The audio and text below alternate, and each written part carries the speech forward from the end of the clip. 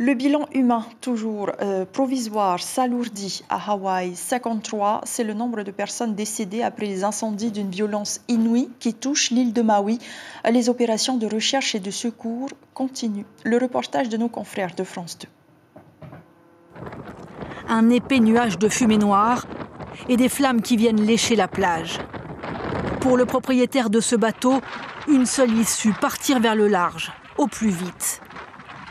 2 jours et 2 nuits, voici Maui, l'une des îles paradisiaques de l'archipel d'Hawaï, devenue un gigantesque brasier. C'est du ciel que l'on mesure l'ampleur inédite de ces incendies fulgurants. L'île avant et après. Le pilote d'hélicoptère qui survole la zone est à court de mots. Incroyable. On se croirait à Bagdad. Des centaines de maisons sont détruites. Le centre historique, les commerces, la mairie, tout a brûlé. Attisé par les vents violents de l'ouragan Dora qui passe actuellement dans le Pacifique, le feu ravage les paysages de cartes postales. Calcinés, les plages de sable blanc, les jardins tropicaux, les forêts vierges. Nous avons joint un Français, Lucas Robert, installé à Maui. Sa maison n'est plus qu'un tas de cendres.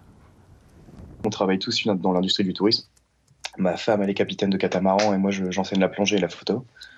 Et le problème, c'est que nos clubs de plongée ont brûlé, ces bateaux ont brûlé. Et en fait, on n'a pas seulement perdu nos maisons, on a aussi perdu nos emplois.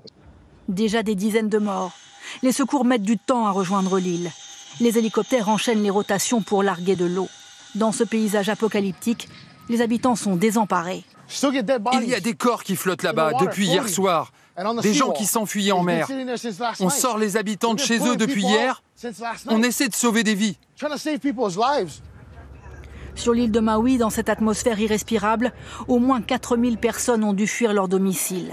Certaines sont hébergées dans les centres d'urgence. D'autres évacuent, comme de nombreux touristes, vers les îles voisines ou Los Angeles. La catastrophe est à la fois écologique et économique. Hawaï vit essentiellement du tourisme. L'information en continu sur Polynésie la première, Internet et réseaux sociaux.